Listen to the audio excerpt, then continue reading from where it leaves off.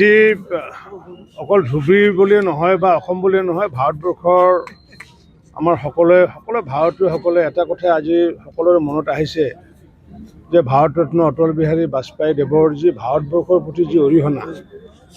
বা ভাৰতবৰ্ষখন নৱনিৰ্মাণ কৰাৰ ক্ষেত্ৰত যি অৰিহণা, সেই অৰিহণাক আজি সকলোৱে আমি স্বীকাৰ কৰিছোঁ। আৰু আজি যিহেতু তেওঁৰ পূৰ্ণ জন্মতিথি, এই জন্মতিথিৰ লগত সংলগ্ন ৰাখি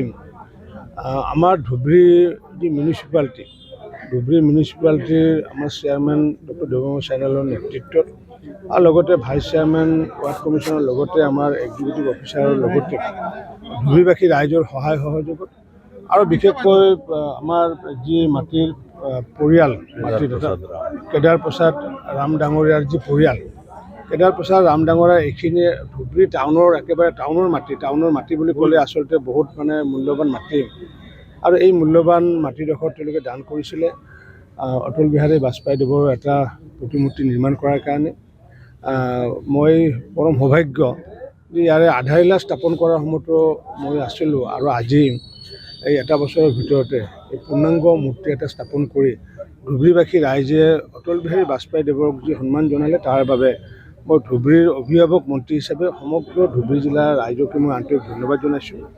আৰু আগন্তুক দিনত দেশ নিৰ্মাণৰ কাৰণে ভাৰতবৰ্ষখন যাতে আমি বিশ্বগুৰু হিচাপে প্ৰতিষ্ঠা কৰিব পাৰোঁ, ভাৰতবৰ্ষখন যাতে ছুপাৰ পাৱাৰ কৰিব পাৰোঁ, তাৰ কাৰণে সমগ্ৰ অসমবাসীৰ লগতে ধুবুৰীবাসী ৰাইজৰো সকলোৰে সহায় সহযোগ আমি বিচাৰিছোঁ। সকলোৱে যাতে সৰ্বস্পৰ্শী সৰ্বব্যাপীভাৱে সকলোৱে যাতে আত্মনিৰ্ভৰ হৈ পেলাই ভাৰতবৰ্ষক যাতে বিশ্বগুৰু স্থানত যাতে অধিষ্ঠিত কৰি শ্যামাপ্ৰসাদ মুখাৰ্জীৰ যি সপোন, আমাৰ দীনদয়াল উপাধ্যায়ৰ যি সপোন, চৰ্দাৰ বল্লভভাই পেটেলৰ যি সপোন আছিলে, অটল বিহাৰী বাজপেয়ীৰ যি সপোন, লালকৃষ্ণ আদবানীদেৱৰ যি সপোন, নৰেন্দ্ৰ মোদীৰ যি সপোন, এই সপোনবোৰ যাতে আমি বাস্তৱায়িত কৰি আমি যাতে ভাৰতবৰ্ষখন আগন্তুক দিনত যাতে ছুপাৰ পাৱাৰ হ'ব পাৰোঁ, বিশ্বগুৰু হিচাপে যাতে ভাৰতবৰ্ষক প্ৰতিষ্ঠিত কৰিব পাৰোঁ, তাৰ কাৰণে সকলোকে আহ্বান জনাইছোঁ। আৰু অটলজীৰ যি আজি দিৱসটোত জন্মদিনৰ লগতে আমি কিন্তু ভাৰতীয় জনতা পাৰ্টীৰ সুশাসন দিৱস হিচাপে আমি পালন কৰি আহিছোঁ। কাৰণ গুড গভৰ্ণমেণ্টছ কৰাৰ ক্ষেত্ৰত তেখেতে সফল হৈছিলে। অকল গুড গভৰ্ণমেণ্টছে নহয়, তেখেতে সকলোকে সমন্বয় কৰাৰ ক্ষেত্ৰত বিশেষকৈ প্ৰায় 23টা ৰাজনৈতিক দলক একত্ৰিত কৰি পেলাই এখন চৰকাৰ চলোৱাটো ইমান সহজ কথা নহয়, বা বেলেগৰ ক্ষেত্ৰত আমি দেখা নাই। গতিকে তেখেতে ভাল সমন্বয়ক হিচাপে ইতিমধ্যে পৰিচিত হৈছে, ভাল এগৰাকী সাহিত্যিক, ভাল এগৰাকী কবি, ভাল এগৰাকী এডমিনিষ্ট্ৰেটৰ, আৰু দেশৰ প্ৰতি যি সমৰ্পিত মনোভাৱেৰে যি তেওঁ কাম কৰিলে, নিশ্চিত ৰূপত ভাৰতবৰ্ষ বা চন্দ্ৰ সূৰ্য যেতিয়ালৈ থাকে তেতিয়ালৈ অটল বিহাৰী বাজপেয়ীক আমি ভাৰতবৰ্ষৰ সকলোৱে স্মৰণ কৰি যাম।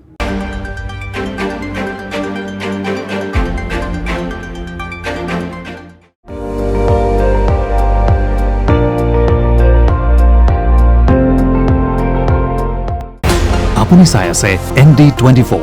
সৰ্বশ্ৰেষ্ঠ নহয় সৰ্বোত্তমৰ দৌৰ।